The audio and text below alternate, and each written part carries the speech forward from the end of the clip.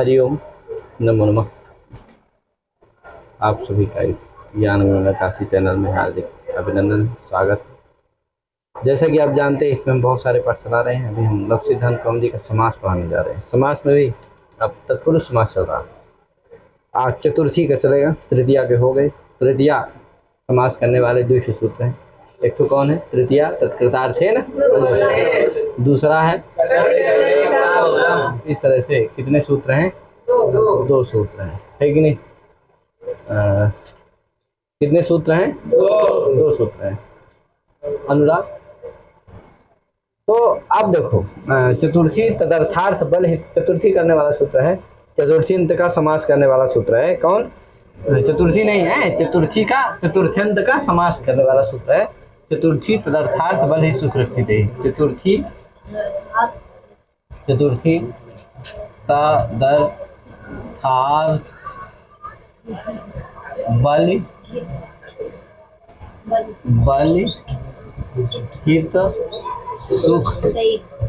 सुख रक्षित,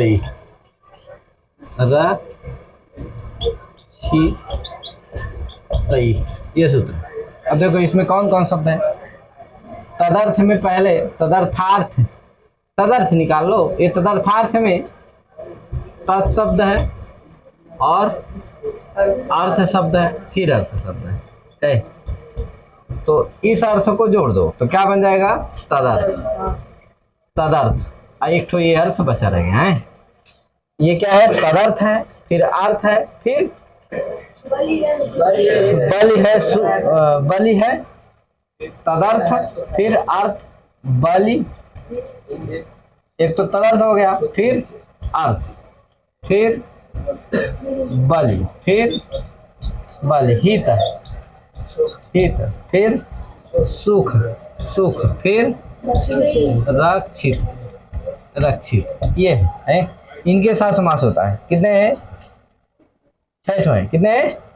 ये शाम षड्भी सा समस्या है कि नहीं? ये 6 हैं। कौन कौन? तदर्थ, अर्थ, बल, हित, सुख, रक्षित, है कि नहीं? तदर्थ है, ये समस्त पद है, इतना पूरा, ये पूरा है। तदर्थार्थ बल हित सुख रक्षित, ये पूरा समस्त है। इसके अंदर जो तदर्थ है ये भी क्या है? समस्त। इस तदर्थ में क्या है समास इसका? तो तस्मै अर्थाय, तस्मै या तस्मै अर्थः तदर्थ, है कि नहीं? तस्मै अर्थः तदर्थ, है कि नहीं? तो तत् शब्द से क्या, तदर्थ में समास कर लेना। फिर तदर्थ का तदर्थ, अर्थ, बल, हित, सुख, रक्षित, इनका सबका क्या कर लेना? द्वंद्व समास कर लेना। इतर द्वंद्व समास क्या होगा? तदर्थश्च, अर्थश्च, बलिश्च, भूतश्च, हितश्च और सुखंच, और सुखंच है, सुखंच मत करना, सुखंच और रक्षितश्च इति बल तदर्थार्थ बल हित सुख रक्षिता तई, तदर्थार्थ बल हित सुख रक्षित। ठीक है।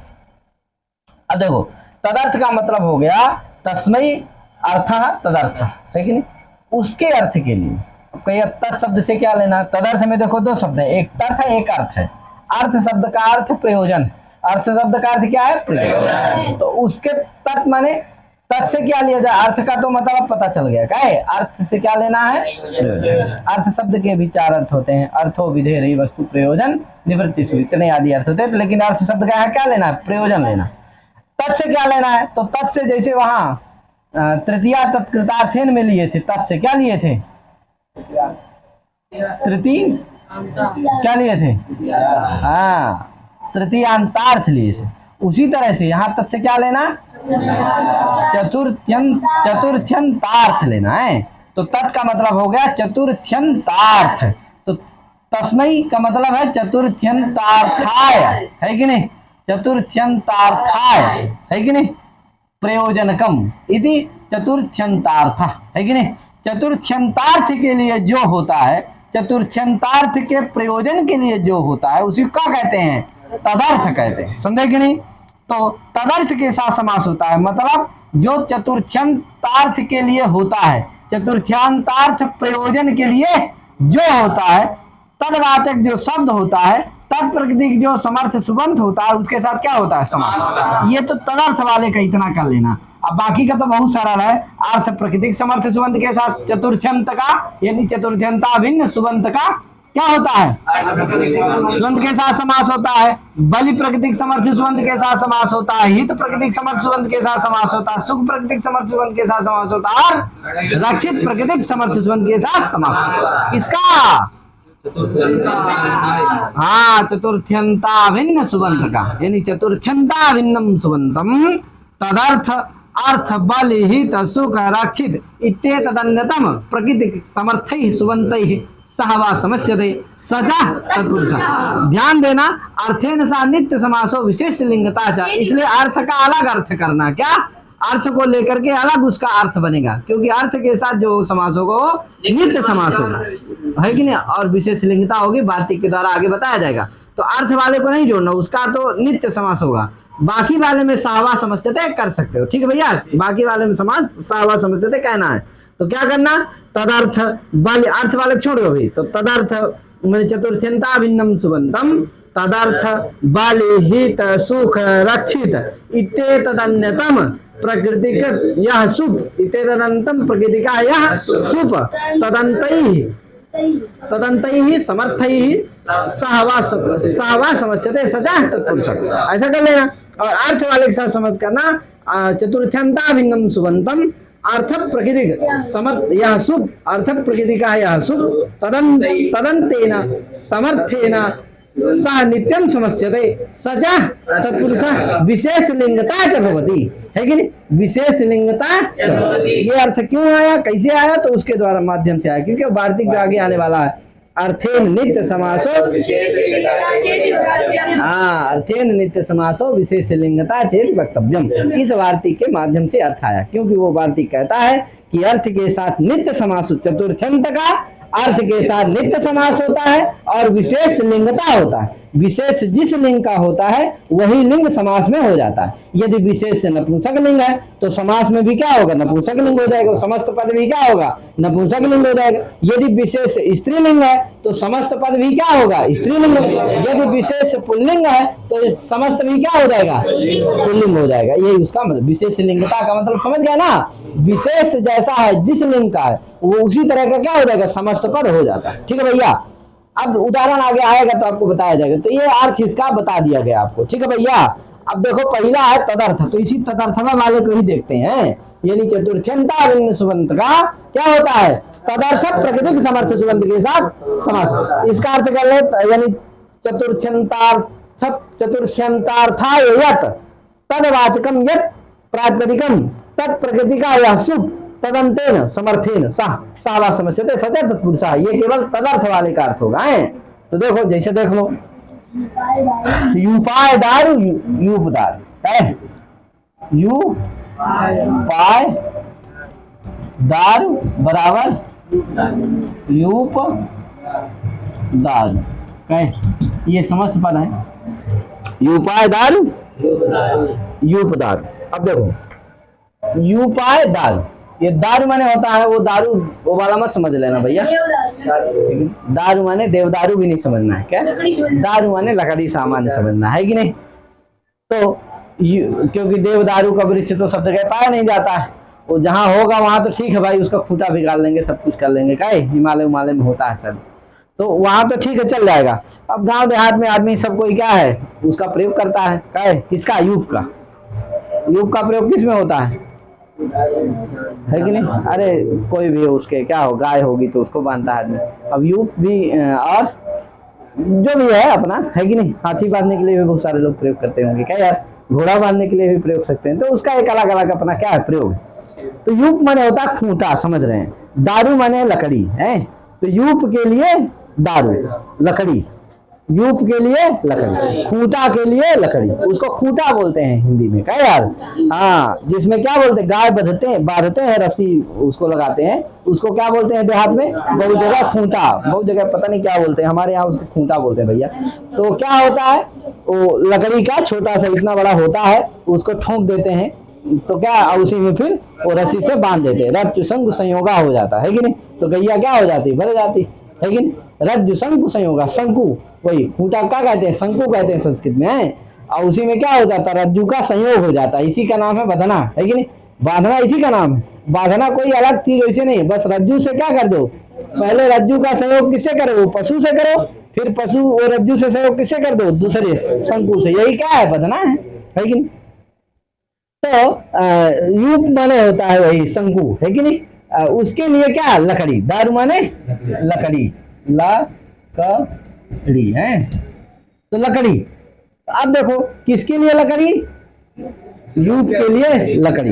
अब देखो चतुर्थ्यंत कौन यहाँ दिख रहा है, यूप, ये क्या है, चतुर्थ्यंत है। यूपाय कहाँ का, रामाय, यूपाय है कि नहीं। चतुर्थ्यंत चतुर्थी बनेगा, अतः चतुर्थ्यंत क्या है, यूपाय। चतुर्थ्यंतार्थ क्या है, यूप। चतुर्थ्यंतार्थ क्या है, यूप। यूप माने वही शंकु, है कि नहीं। चतुर्थ्यंतार्थ चाहे यूप का हो चाहे शंकु का हो, एक ही बात है। तो चतुर्थ्यंतार्थ क्या है, यूप, शंकु, है कि नहीं। चतुर्थ्यंतार्थ के लिए कौन है, चतुर्थ्यंतार्थ प्रयोजन के लिए कौन है, दारू, क्योंकि ये दारू किसके लिए, यूप के लिए। कोई लाया भैया दारू लकड़ी, कहा भैया रख दो, कि कोई पूछा किसके लिए है, तो कहा यूपाय दारू। किसके लिए लकड़ी है, यूप के लिए, खूंटा के लिए है। भैया मेरे पास बहुत सारी गायें हैं, सबको क्या करना है, बांधना है, तो क्या है, हमको चाहिए दारू, चाहिए लकड़ी चाहिए, है कि नहीं। दारू माने वैसे मत मांग लेना, नहीं तो लगभग गड़बड़ समझ लेंगे क्या यार। तो दारू माने लकड़ी, तो लकड़ी चाहिए, तो बताओ लकड़ी किसके लिए है, दारू ये किसके लिए है, यूप के लिए, है कि नहीं। अतः चतुर्थ्यंतार्थ के लिए है कि नहीं है, दारू किसके लिए है, चतुर्थ्यंतार्थ के लिए कौन है, दारू।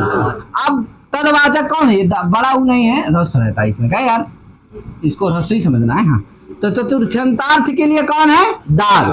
तदवाचक कौन है, दारू। चतुर्थ्यंतार्थ के लिए कौन है, दारू, लकड़ी। तदवाचक कौन है, यही दारू, दारू शब्द है कि नहीं। तत्प्रकृतिक समर्थ सुबंध कौन है, तो यूप। देखो विग्रह इसका क्या करोगे, यूप गे, अलौकिक विग्रह क्या हो गया, ये तो लौकिक विग्रह हो गया, और यूप गे दारू, दारू सु है, ये क्या होगा, इसका अलौकिक विग्रह होगा। अलौकिक विग्रह में ही सूत्र लगता है, ये बात हमेशा ध्यान रखिएगा है, लौकिक विग्रह में सूत्र नहीं। तो देखो यूप गे दारू सु। अब यहाँ देखो चतुर्थ्यंता बिंदु सुबंध कौन हो गया, यूप गे। इसका क्या होता है, तदर्थ के साथ समास होता है कि नहीं। तदर्थ कौन है भैया, दारसु है।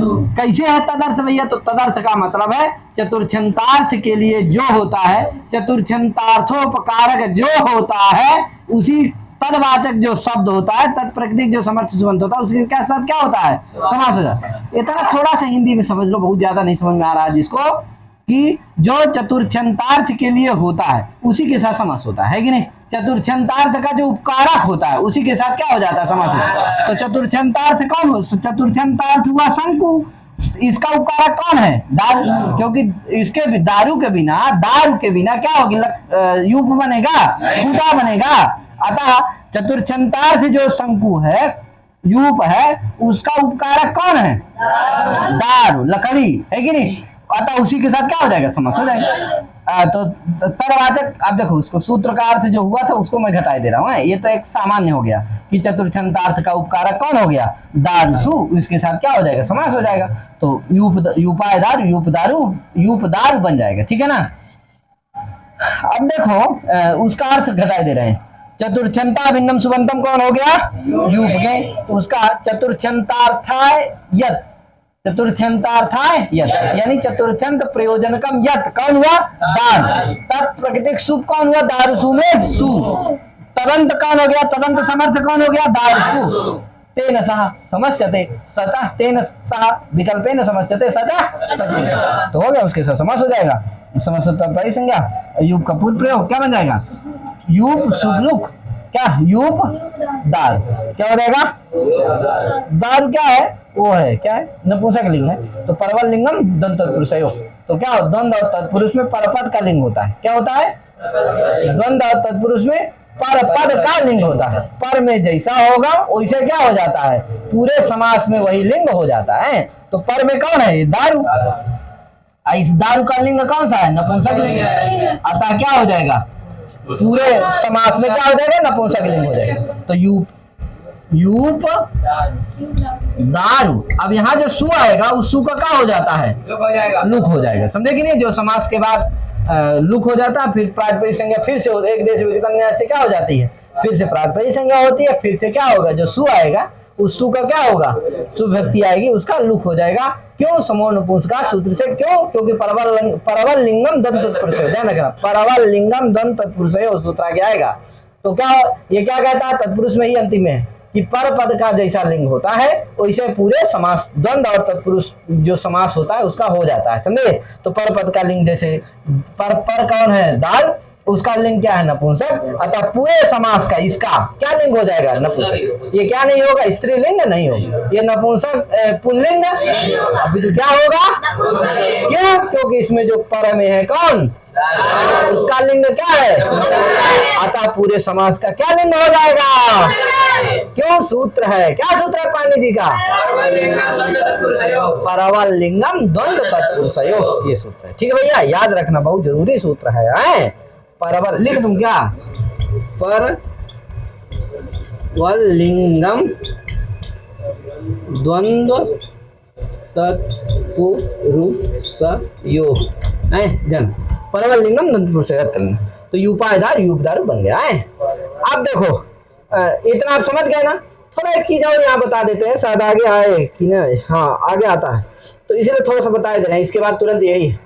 देखो एक चीज और ध्यान दो, यूपाय दारू युग दारू, यहाँ यूपाय दारू युग दारू यानी यूप के दारू से।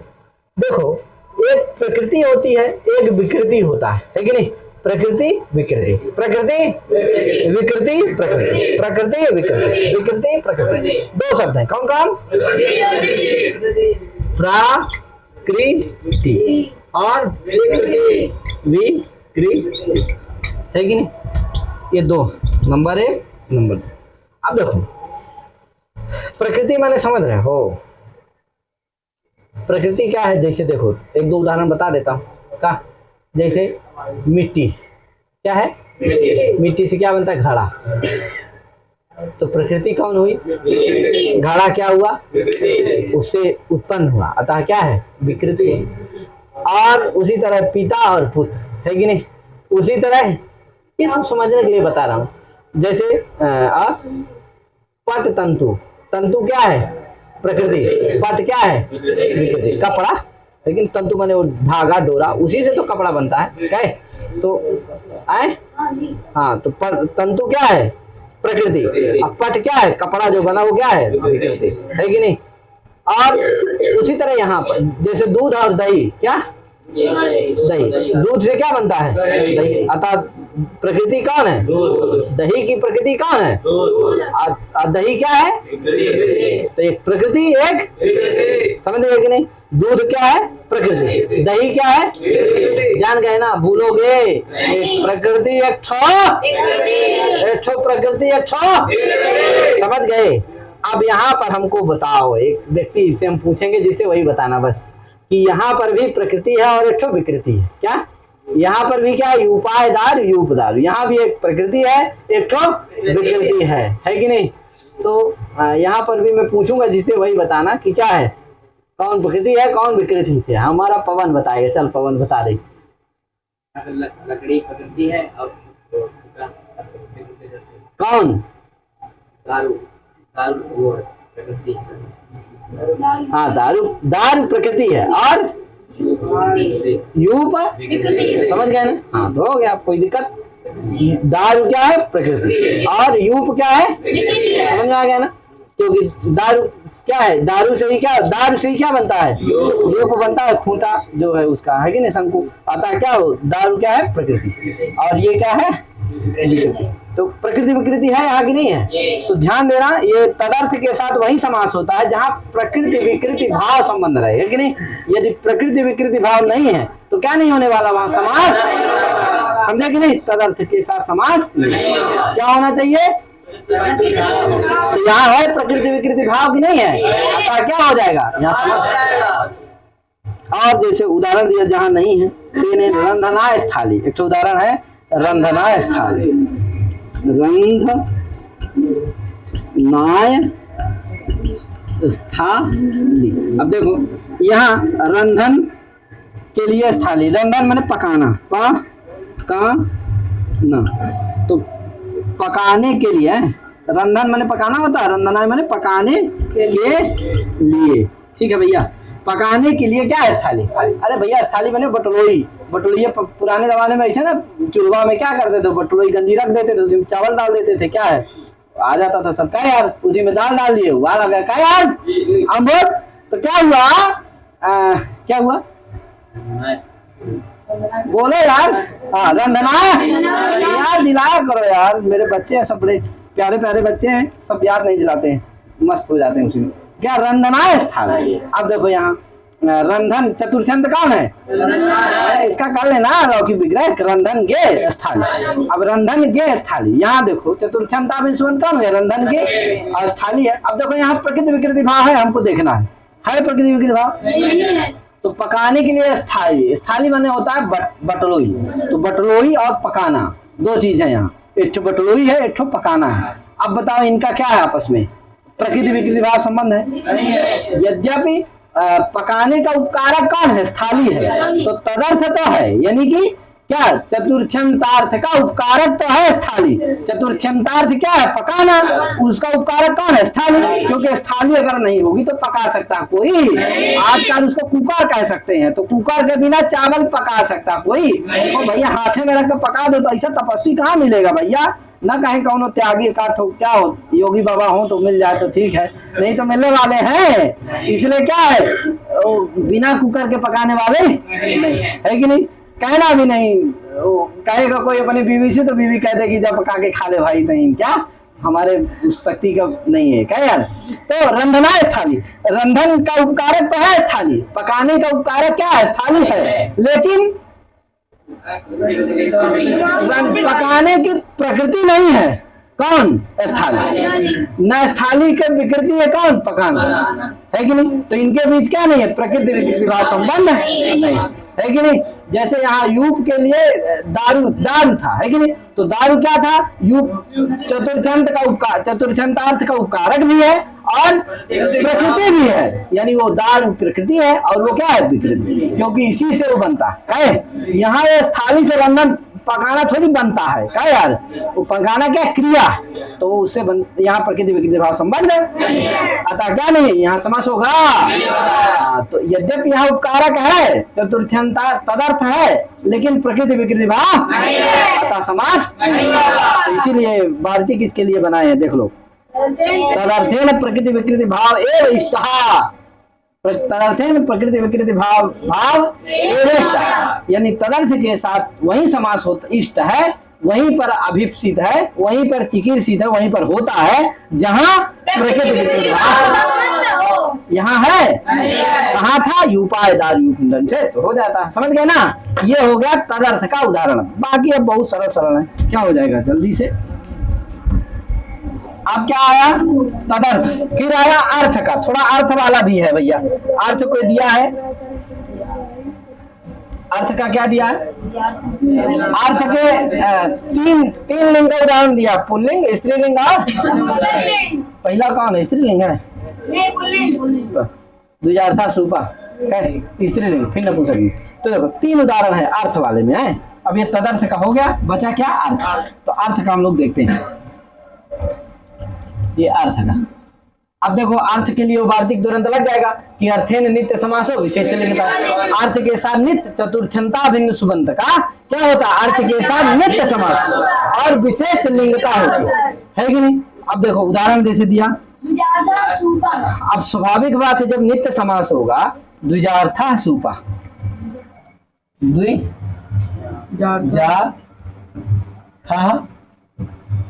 सूपा, सूप माने दाल कहते हैं। अब देखो ये पुल्लिंग का हो गया है, पुल्लिंग का है कि नहीं है? द्विजार्था बना। अब देखो द्विजार्था सूपा, हाँ तो क्या हुआ? द्विजाय अयम इति द्विजार्था सूपा। अब देखो नित्य समास है, क्या है? नित्य समास का मतलब होता है कि अन्येन पदेन अश्वपद विग्रह अविग्रह अश्वपद विग्रह होगा, है कि नहीं? अविग्रह हो अथवा अश्वपद विग्रह, तो यानी अश्वपद का विग्रह मतलब क्या है? अन्येन पदेन। अविग्रह का मतलब क्या है? जिसका लौकिक विग्रह, हाँ ना, जिसका लौकिक विग्रह चिंता भाव, हाँ क्या लौकिक। तो देखो द्विजाय अयम, क्या द्विजाय अयम। द्विजाय आयाम द्विजाय अयम। अयम ये क्या है इसका लौकिक विग्रह। क्या है? लौकिक विग्रह। अलौकिक विग्रह क्या होगा? द्विज के अर्थ सु द्विज ये अर्थ अर्थ सु। तो देखो ये क्या हो गया? ये इसका अलौकिक बता चुके हैं यार, सब समझ लेना। तो द्विज गे अर्थ सु। अब देखो ये अयम के साथ क्या है? विग्रह है और अर्थ के साथ समास है। अतः अन्येन पदेन समास है। अन्येन पदेन इसलिए क्या हो गया? ये आस्पद विग्रह अतः नित्य समास हो गया। समझे कि नहीं? क्योंकि नित्य समास है, अर्थ के साथ नित्य ही समास होता है, विकल्प में समास। तो स्वाभाविक बात है क्या करना पड़ेगा? आस्पद विग्रह करना पड़ेगा। तो विग्रह ही मत करो, या तो करो तो है कि नहीं? तो द्विजाय अयम। अयम क्या है? पुल्लिंग है, क्योंकि सूपा क्या है? पुल्लिंग है। अतः इसी के लिए क्या किया गया है? ये अयम भी पुल्लिंग किया गया है। जहाँ विशेष से क्या रहेगा? स्त्रीलिंग रहेगा, वहाँ स्त्रीलिंग का प्रयोग किया जाएगा। यम। जहाँ नपुंसक लिंग रहेगा तो वहाँ क्या? अरे इदम। क्या किया जाएगा? इदम। पुल्लिंग है तो अयम, स्त्रीलिंग है तो इयम, और नपुंसक लिंग है तो ध्यान रखना अयम यम इयम इदम। ठीक, ये क्या है? पुल्लिंग स्त्रीलिंग नपुंसक है, यही बनते हैं। इदम शब्द का रूप है। तो अयम इयम पुल्लिंग के लिए अयम, स्त्रीलिंग के लिए और नपुंसक के लिए यहाँ क्या है? पुल्लिंग है। अतः क्या कहेंगे? द्विजाय अयम इति द्विजार्थ सुपर समास हो जाएगा। समास तात्पर्य संज्ञा सब कुछ बनकर के क्या बन जाएगा? द्विजार्थ बन जाएगा। ठीक है भैया। और ये क्या हो गया? पुल्लिंग का। क्यों? देखो एक बात और चीज बता देते हैं कि देखो यहाँ पर परवल लिंगम दंत पुरुष सूत्र से क्या प्राप्त था? सब जगह पुल्लिंग ही प्राप्त है। क्या है? क्योंकि पर में कौन है? अर्थ। अर्थ शब्द क्या है? पुल्लिंग है, नित्य पुल्लिंग है। अतः पूरे समाज में क्या है? पुल्लिंग ही प्राप्त। तो कभी स्त्रीलिंग हो पाएगा? नपुंसक लिंग हो पाएगा? क्या इष्ट है? तीनों इष्ट है। क्या? अर्थ शब्द के जहाँ समास हो क्या हो? पुल्लिंग भी हो जाए। इसीलिए क्या है? भारतीय की आवश्यकता है। समझ गए कि नहीं? थोड़ा सा और बता करके फिर बताता हूँ तो और आनंद आएगा, समझ में आएगा आपको। आगे चलते हैं। तो ये क्या होगा? पुल्लिंग वाला उदाहरण। दूसरा क्या उदाहरण है? स्त्रीलिंग वाला। क्या है? द्विजाथा यवागु। तो द्विजाय इयम क्या बनेगा इसका? द्विजाय इयम बराबर द्विजा था या वागु है। यवागु क्या? हलवा होता है। ये स्त्रीलिंग है। यवागु माने हलवा। हलवा क्या होता है? इसलिए क्या है? यहाँ क्या हो गया? द्विजाय इयम। वो विशेष से कौन है? यवागु। वो स्त्रीलिंग है। अतः क्या किया गया? इसीलिए इयम स्त्रीलिंग का विग्रह किया गया। तो द्विजाय इयम के साथ समास विग्रह है और उसका अलौकिक विग्रह क्या होगा? द्विज समास हो जाएगा। समझ सब होकर के क्या बन जाएगा? द्विजार्थ। द्विजार्थ क्या बन जाएगा? द्विजार्थ। अटाफ हो जाएगा तो क्या बन जाएगा? द्विजार्था। सु आएगा। सु का क्या हो जाएगा? लोप हो जाएगा। किसे? हाल क्या पे हो तो लोप हो जाएगा। क्या बनेगा? द्विजार्था। अब देखो यहाँ स्त्रीलिंग हो गया कि नहीं हो गया? क्यों? क्योंकि जो विशेष है कौन? यवागु। वो क्या है? इसलिए क्या हो गया? ये भी समस्त पद क्या होगा? स्त्रीलिंग होगा, पुल्लिंग होगा, नपुंसक लिंग होगा। लेकिन अगर वो मानते कौन? अगर ये वार्तिक नहीं बनाते तो क्या होता? पुल्लिंग होता। क्यों? क्योंकि पर पद जैसा होता वैसे लिंग होता। तो पर में कौन है? अर्थ। अर्थ हमेशा क्या? पुल्लिंग है। तो क्या होता? पुल्लिंग होता। तो द्विजार्था यवागु बनने लगता है कि नहीं? लेकिन बनता क्या है? द्विजार्था यवागु। अतः स्त्रीलिंग का प्रयोग होता है। इसीलिए क्या बनाया पड़ा? इस वार्तिक को बनाना पड़ा है कि नहीं? अब एक जगह और देख लो, जैसे द्विजार्थम पया। द्विजार्थम पया तो द्विजाय इदम द्विजाय इदम बराबर द्विजार्थम पया। पया माने दूध भी होता है और पानी भी होता है। तो द्विज के लिए पानी, द्विज के लिए सूप, सूप में दाल, द्विज के लिए यवागु है कि नहीं? हलवा है कि नहीं? तो इस तरह से द्विजार्थम पया। तो पय माने दूध, दूध पिलाना, पानी नहीं पिलाना है। तो द्विज के लिए क्या? दूध। पय। अब यहाँ देखो जो विशेष है कौन? पय। ये क्या है? नपुंसक लिंग। नपुंसक लिंग। पया पैसी पयांसी, पया पैसी पयांसी है कि नहीं? तो नपुंसक लिंग है। अतः क्या होगा? समस्त पद भी क्या होगा नपुंसक लिंग, इसलिए क्या बन गया द्विजार्थम, है कि नहीं, द्विजार्थम। तो ये आवश्यकता नहीं है, दोनों प्रयोग बन पाते। पहला वाला तो ठीक है, पुल्लिंग होकर के क्या बन जाता द्विजार्थम, लेकिन ये दोनों बन पाते, यानी स्त्रीलिंग और नपुंसक लिंग का प्रयोग हो पाता। इसलिए क्या किया, वार्तिक बनाए, क्या हो गया समास, समझे कि नहीं। तो ये इसका लग गया कि नहीं लग गया, तो अर्थ के साथ नित्य समास हो गया, इसीलिए सब जगह क्या समझ लेना है। आगे चलो भैया, भूत बलि। भूत बलि। अब बहुत ज्यादा नहीं बता रहा हूँ क्योंकि पीछे सब बता चुका हूँ, इसलिए उसको समझ लेना। जो सब जगह बातें हैं वो पूर्व प्रयोग करना, समास करना, फिर तात्पर्य संज्ञा करना, शुभलूक करना, ये सब चीजें क्या बता चुके हैं पीछे, इसीलिए बार बार नहीं बता रहे हैं। आगे क्या, तो तदर्थ भी हो गया, अर्थ भी हो गया। अब बलि हित सुख रक्षित सबके साथ समास कर लो। जैसे उदाहरण क्या दिया भैया, भूत बलि, तो भूते ब्याह बलि, भूत बलि सब के साथ क्या हो जाती है, ध्यान रखना, चतुर्थी व्यक्ति हो जाती है। यद्यपि भूते ब्याह बलि, भूत बलि, बल हित सुख रक्षित, है कि नहीं, इनके साथ इसी सूत्र ज्ञापित करता है कि क्या होता है चतुर्थी व्यक्ति बलि रक्षित, यही ज्ञापित करता है कि क्या होता है चतुर्थी भी होती है इनके योग में। क्या, क्योंकि इनके योग में चतुर्थी करने वाला कोई सूत्र नहीं है। अब अगर बताओ चतुर्थी की होगी ही नहीं तो चतुर्थ्यंत तो कभी मिलेगा इनके साथ, चतुर्थ्यंत का इनके साथ समास हो पाएगा, अतः बलि रक्षित इत्यादि ग्रहण क्या हो जाएगा, व्यर्थ हो जाएगा। अतः यही बताता है कि क्या है, इनके योग में चतुर्थी व्यक्ति होती है। ठीक है भैया। अब देखो, भूतेभ्या बलि, भूत बलि, भूतों के लिए बलि, भूत बलि, तो भूत व्यास और बलिसु। एक बता देता हूं,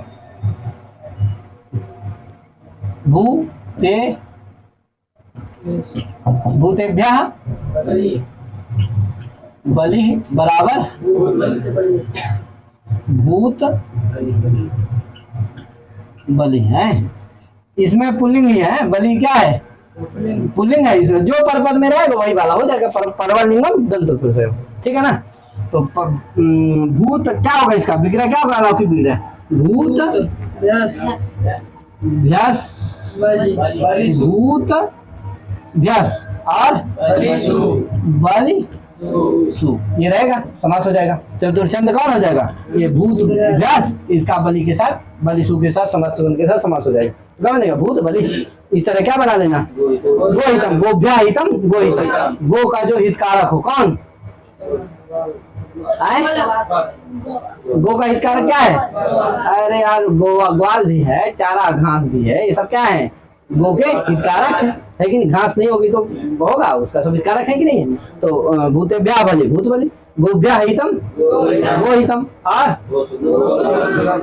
गोभ्या सुखम, गो सुखम, गोभ्या रक्षितम, गो रक्षित, गो के द्वारा जो रक्षित हो क्या है, गो रक्षितम, है कि नहीं। देखो गो रक्षितम, यहाँ रक्षितम क्या है, नपुंसक लिंग है, इससे समस्त पद भी क्या हो गया, नपुंसक लिंग, क्योंकि परवल लिंगम। आज बलि रक्षित ग्रहणाद ज्ञापकात तदर्थेन प्रकृति विकृति भाव गृह्यते, है कि नहीं। बलि रक्षित ग्रहण से पता चलता है कि तदर्थ से क्या लेना है, प्रकृति विकृति भाव ही लेना। क्यों, क्योंकि नहीं तो क्या होता, भूतेभ्या बलि, भूत बलि, भूत के लिए क्या है बलि, तो बताओ भूत का उपकारक है बलि की नहीं है। अतः क्या होता, तदर्थ मान के ही समास हो जाता कि नहीं रखते, तो क्या रखने की जरूरत थी, बलि रक्षित ये सब रखने की जरूरत थी, नहीं रखी, तदर्थ मान के ही समास हो जाता, अलग से रखने की जरूरत थी नहीं, लेकिन रखे हैं। अतः इसे पता चलता है कि तदर्थ से क्या लेना है, प्रकृति विकृति भाव ही लेना। अब जब प्रकृति विकृति भाव ही लेंगे तो स्वाभाविक बात है यहाँ प्रकृति विकृति भाव है।